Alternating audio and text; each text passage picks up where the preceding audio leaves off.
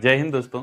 आज हम लोग बात करने वाले हैं आईसीए में डायरेक्ट इंश्योरेंस और री इंश्योरेंस से रिलेटेड एक प्रैक्टिकल प्रॉब्लम की। क्वेश्चन बहुत ही बेहतरीन है, साथ में मिलकर के सॉल्व करेंगे। देखिए, क्वेश्चन बहुत कठिन नहीं है। क्वेश्चन तो हर एक क्वेश्चन इजी होता है अगर आपको कॉन्सेप्ट पता है, और कॉन्सेप्ट सारे मैंने आपको बता ही रखे हैं। बस बात क्या होती है कि उसको लिखने का तरीका पता होना चाहिए। आज जो क्वेश्चन करने वाले हैं अभी मैं आपको दिखाऊंगा, और मेरे Telegram channel commerce with Vedashira पर भी आपको वो मिल जाएगा। क्वेश्चन का लिखने का फॉर्मेट जो क्वेश्चन दिया गया है वो कुछ इस तरीके से उसको एक्सप्लेन किया गया है कि देखने में बहुत कठिन लगेगा, इजी है सॉल्व करने में, वो भी तब जब चीजें आपको समझ में आ रही होंगी तब। तो चलिए बिना किसी विलंब के स्टार्ट करते हैं आज का अपना ये सेशन।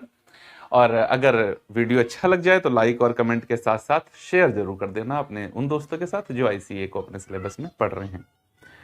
क्वेश्चन के अंदर इंफॉर्मेशन है, from the following information as on 31 March 2013 prepare revenue account of the Indian marine insurance company limited. किसका क्वेश्चन करने वाले हैं? मरीन इंश्योरेंस का करने वाले हैं। इसका इफेक्ट क्या होता है? अब change in reserve for unexpired risk maintain करते समय। क्वेश्चन आप देखिए, प्रीमियम है डायरेक्ट इंश्योरेंस में और री इंश्योरेंस में, दोनों में क्लेम्स भी दोनों में है। उसके बाद में कमीशन दिया हुआ है दोनों में। उसके बाद में अदर एक्सपेंसेस हैं। क्वेश्चन इजी है, मैं कह रहा हूं सॉल्व करने में इजी है, देखने में आप देखो लग रहा होगा कि कठिन क्वेश्चन है। तो देखो कैसे सॉल्व किया जाएगा। मुझे पता है कि डायरेक्ट इंश्योरेंस तो हमारा डायरेक्ट है ही है, री इंश्योरेंस में एक्सेप्टेड और सीडेड की कंडीशन को समझना है। तो चलिए बिना किसी विलंब के हम लोग स्टार्ट करते हैं। सबसे पहले शेड्यूल नंबर 1, शेड्यूल नंबर 1 किससे रिलेटेड होता है? प्रीमियम रिसीव्ड कैसी नेट।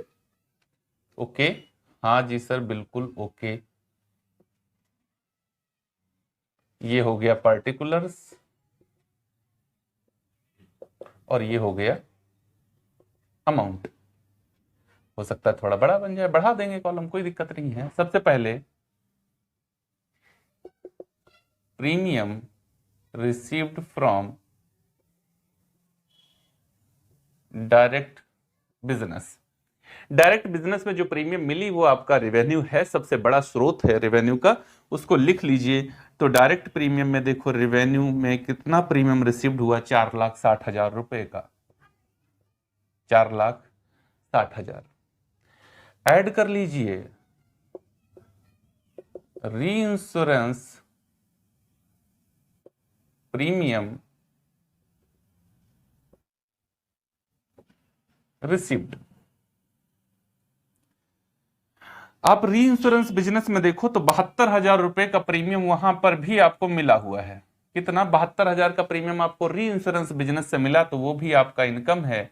ये दो तो ऐसे ही हो गया, 7,6,13 और 4,1,5, 5,32,000 रुपए का हमारा टोटल हो गया। अब री इंश्योरेंस को समझो। रिसीवेबल में लिखा हुआ है 1/4/2012 और 31 मार्च 2013। 31 मार्च 2013 मेरा एंड ऑफ द ईयर है और 1 अप्रैल 2012 मेरा बिगिनिंग ऑफ द ईयर है। नीचे पेड में भी लिखा हुआ है ये। तो कैसे करना है? Add outstanding premium, outstanding premium and of the year. कैसे लिखना समझो पहले। And of the year 31 March 2013 वाली लाइन में आओ तो 33,600 रुपए, 33,600 रुपए डायरेक्ट बिजनेस में है, 33,600 रुपए प्लस री इंश्योरेंस में 3,400 रुपए आपको रिसीव करने हैं। कितना? 3,400 रुपए।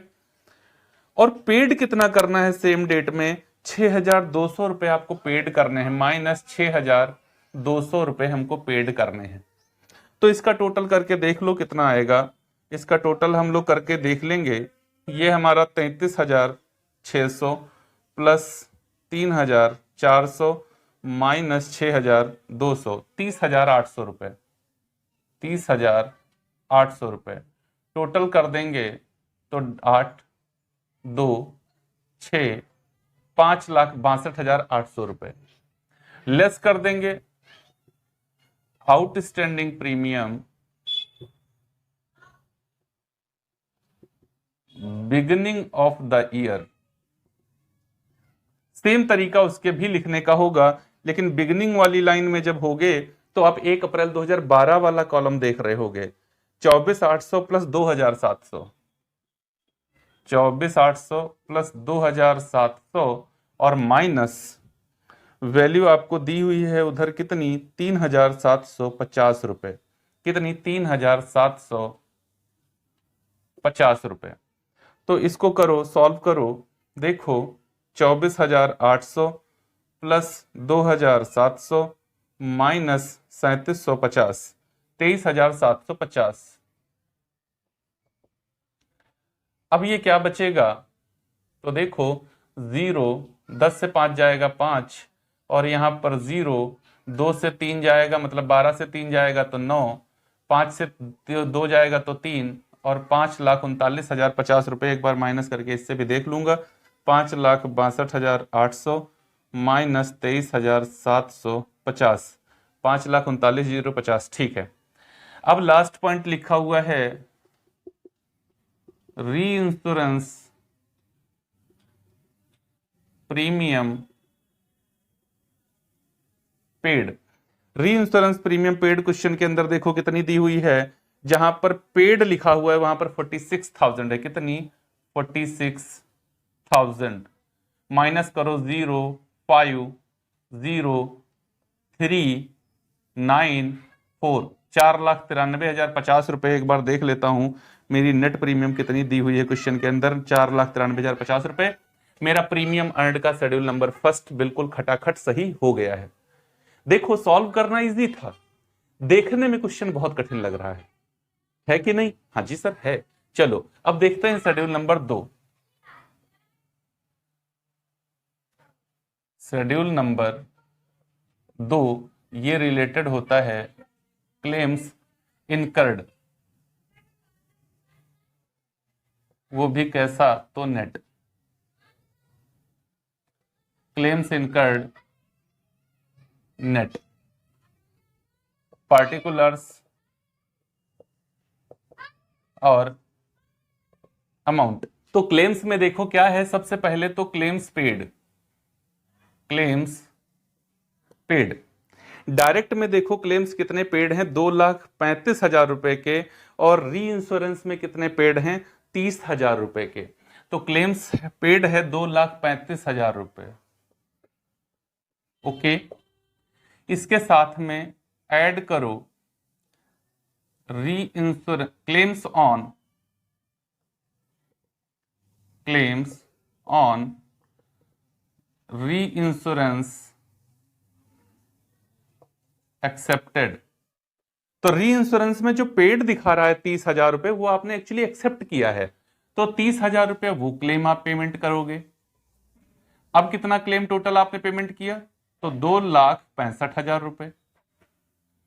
लेकिन आप बिल्कुल नीचे चले आओ, रिसीव्ड में लिखा है 17,000 रुपए, मतलब हमने री इंश्योरेंस कराया था वहां से रिकवरी कर लेंगे, तो लेस हो जाएगा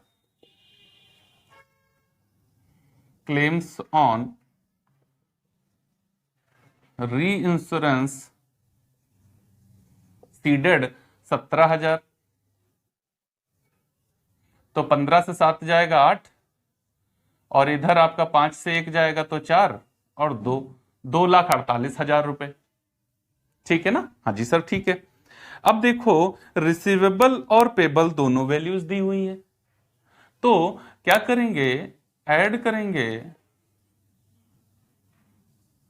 outstanding claims end of the year. आउटस्ट क्लेम डेट देखना 31 मार्च 2013 पेड वाली कंडीशन में, तो पेड में 31 मार्च 2013 को 20,800 और 4,400, 20,800 प्लस 4,400 माइनस रिसीवेबल में आओ तो 2,300। चलो इसको करके देखते हैं ये कितना आएगा, तो इसकी वैल्यू 20,800 प्लस 4,400, 20,800 प्लस 4,400 माइनस 2300, 22,900, 0, 0, 9, 8, 2, 10, 4, 2, 6, 1, 7 और 2,70,900 हो गया। इसमें से अब माइनस करेंगे outstanding claims beginning of the year. Beginning of the year में अब 1/4/2012 वाली डेट पे आ जाओ, तो 1/4/2012 क्लेम्स पेबल में देखो 16,600 plus 3,900 minus 1600, 16,600 16,600 plus 3,900 minus receivable में आओ 1600, तो ये आएगा 18,900। लेकिन देख लेता हूं भाई, है ना, क्या फायदा दोबारा फिर से करना पड़ जाए। 16,600 प्लस 3,900 प्लस 3,900 माइनस 1600, 18,900, 18,900। तो देखो 0 0 0, 10 से 8 जाएगा 2, और इधर 6 से 1 जाएगा 5, और ये 2,52,000। ठीक है ना। अब 2,52,000, उसके बाद एक वैल्यू आपको चलेंगे हम लोग जब एडजस्टमेंट में, तो देखो नीचे एडजस्टमेंट में लिखी हुई है इंटरेस्ट डिविडेंड्स एंड रेंट ₹13,750 और tax deducted at source ₹4,025, legal expenses ₹4,000 related to claim. तो वो तो यहां आ जाएंगे ना, तो add legal expenses related to claims, कितना, ₹4,000। तो देखो मेरा यहां का टोटल कितना आएगा, 2,56,000, मतलब 2,56,000। एक बार आंसर इसका मैच कर लेता हूं, क्लेम्स का 2,56,000 एकदम सही है। चलो शेड्यूल नंबर 3 की ओर आ जाओ। Schedule number 3, commission paid particulars और amount. Commission paid direct business में देखो कितना पेड किया था आपने, तो डायरेक्ट बिजनेस में कमीशन पेड था ₹22,000, 22,000। Add commission on reinsurance accepted, तो री इंश्योरेंस एक्सेप्टेड में ₹1,900 कमीशन है, तो ये हो जाएगा 23,900 और लेस कर दो कमीशन ऑन री इंश्योरेंस सीडेड। सीडेड में आओ तो 2,600 है, माइनस कर दो, और यहां पर 3 से 2 जाएगा 1, 21,300। तो देख लेता हूं एक बार, कमीशन का शेड्यूल है 21,300, एकदम सही है। शेड्यूल नंबर 4, शेड्यूल नंबर 4, ये क्या होता है, ऑपरेटिंग एक्सपेंसेस और मैनेजमेंट एक्सपेंसेस, किसी भी नाम से इसको जान सकते हैं। ठीक है, एक ही बात होती है, इसमें कंफ्यूज ना हो ना भाई। तो इधर चलेंगे, सबसे पहले देखो भाई ढूंढ लो क्या है क्वेश्चन में। प्रीमियम है, क्लेम्स हैं, कमीशन है, अदर एक्सपेंसेस में सैलरीज है, सैलरीज कितनी, ₹32,000, 32,000। ओके, थोड़ा बड़ा लिख देते हैं इसको, इधर सही कर देते हैं, ये कॉलम बना लेते हैं। अमाउंट का कितनी है, ₹32,000 ये है। फिर उसके बाद में रेंट एंड टैक्स है 2,900,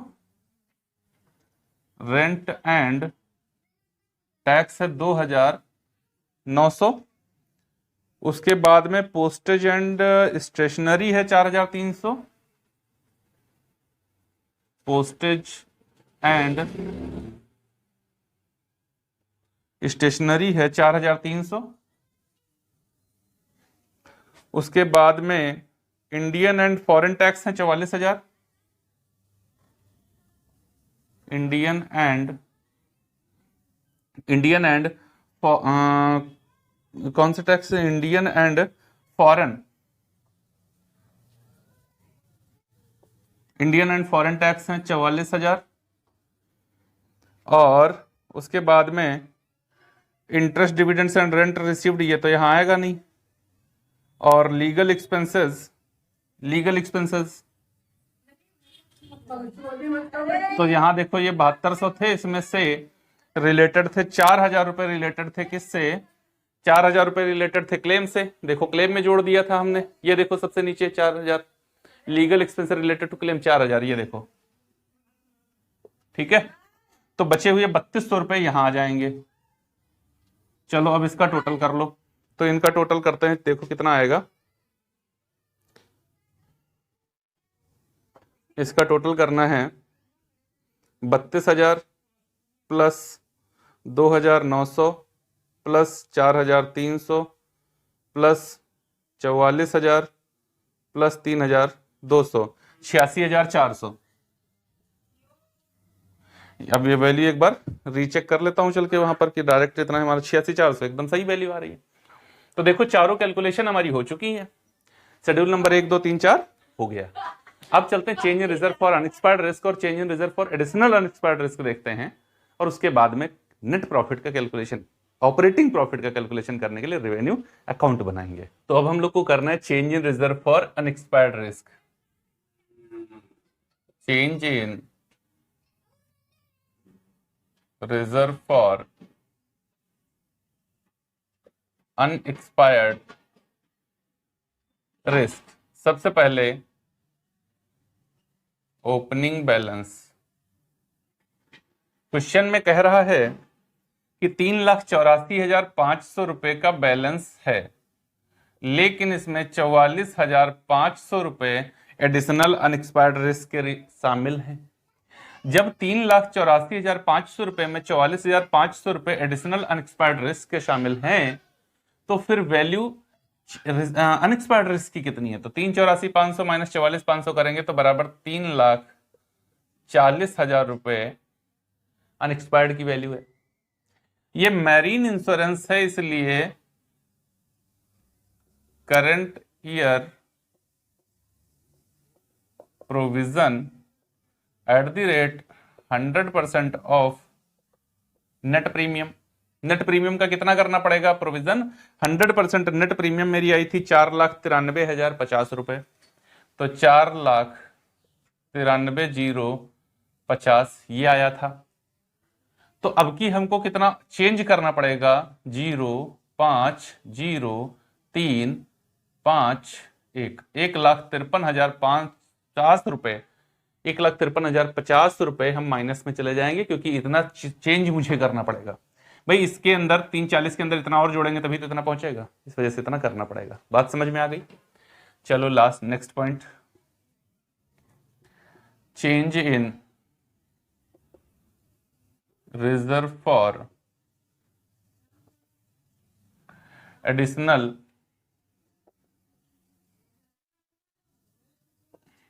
अनएक्सपायर्ड रिस्क। तो इसका opening balance,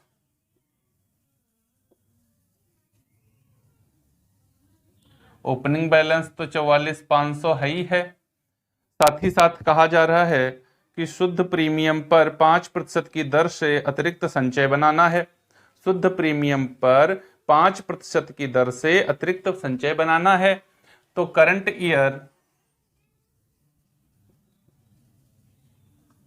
year provision at the rate 5% of net premium, मतलब नेट प्रीमियम थी 4,93,050 रुपए, तो 4,93,050 का निकाल लो 5%, 4,93,050 रुपए का 5% ये आएगा 24,652 रुपये। कितना आएगा? 4,93,050 का 5%, 24,652 रुपये। 24,652 रुपये 50 पैसे, तो 653 रुपये कर देते हैं। माइनस कर लो, 10 से 3 जाएगा 7, 9 से 5 जाएगा 4, यहाँ पर 14 से 6 जाएगा, 14 से 6 जाएगा तो 8, यहाँ पर 13 से 4 जाएगा तो 9, और यहाँ पर 3 से 2 जाएगा तो 1, 19,847 रुपये। तो दोनों ही रिजर्व हमारे हो चुके हैं। अब हम लोग देखते हैं कैसे तैयार किया जाएगा रेवेन्यू अकाउंट। तो चलिए देखते हैं। ऑपरेटिंग प्रॉफिट एंड लॉस को कैलकुलेट करेंगे रेवेन्यू अकाउंट के माध्यम से। फॉर्मेट हमारा revised format, third schedule, form BRA और revenue account general insurance company का। इसमें सबसे पहले हम लोग लिखते हैं इनकम। इनकम में आता है प्रीमियम रिसीव्ड, वो भी नेट। शेड्यूल नंबर 1, 4,93,050 रुपए की प्रीमियम मिली। दूसरा इंटरेस्ट एंड डिविडेंड्स, और ये मुझे नेट चाहिए होता है, क्वेश्चन में नेट ही लिखा है, और टैक्स डिडक्टेड एट सोर्स लिखा है, तो टैक्स डिडक्टेड एट सोर्स से मुझे मतलब नहीं, मुझे नेट वैल्यू चाहिए। नेट चाहिए, वो है 13,750 रुपए, 13,750 रुपए। फिर और कुछ है नहीं, change in reserve for unexpired risk फिर आएगा। Change in reserve for unexpired risk, ये वैल्यू मेरी आई थी 1,53,050 रुपए, वो भी माइनस में 1,53,050। फिर change in reserve for additional unexpired risk, ये प्लस में आया था 19,847। टोटल ए कर लो,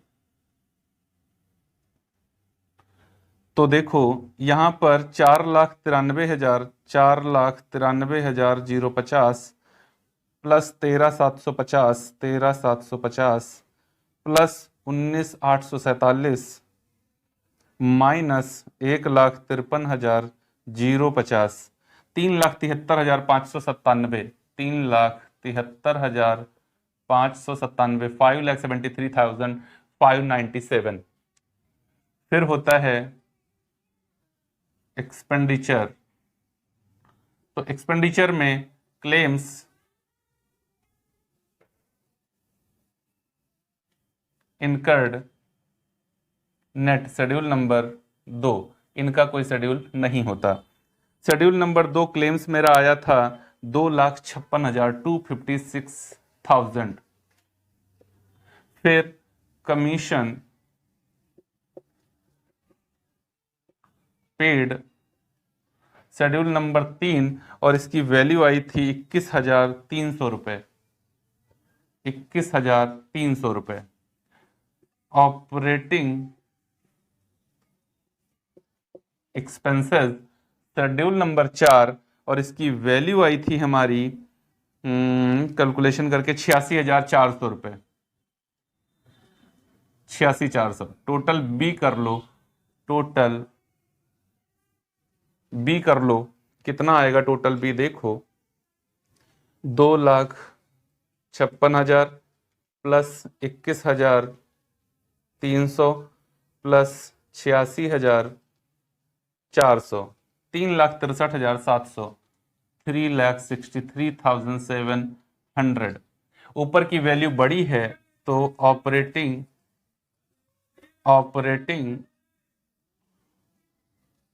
प्रॉफिट ऑब्लिक लॉस ए माइनस बी, तो 3,73,597 माइनस 3,63,700, 9,897 रुपए। एक बार देख लेता हूं कि आंसर मेरा यही आ रहा है। तो मेरा नेट जो प्रॉफिट आ रहा है वो 9,897 रुपये, एकदम एग्जैक्ट आंसर सही मेरा आ रहा है। उम्मीद है बहुत ही सरलतापूर्वक आपको सारी चीजें समझ में आ गई होंगी। अगर वीडियो अच्छा लगा हो तो लाइक और कमेंट करना या ना करना, लेकिन शेयर जरूर कर देना अपने उन दोस्तों के साथ जो आईसीए को इस समय अपने सिलेबस में पढ़ रहे हैं। मिलेंगे अगले वीडियो में और वहां देखेंगे नो क्लेम बोनस या फिर bonus in reduction of premium क्या होता है। तब तक के लिए जय हिंद दोस्तों।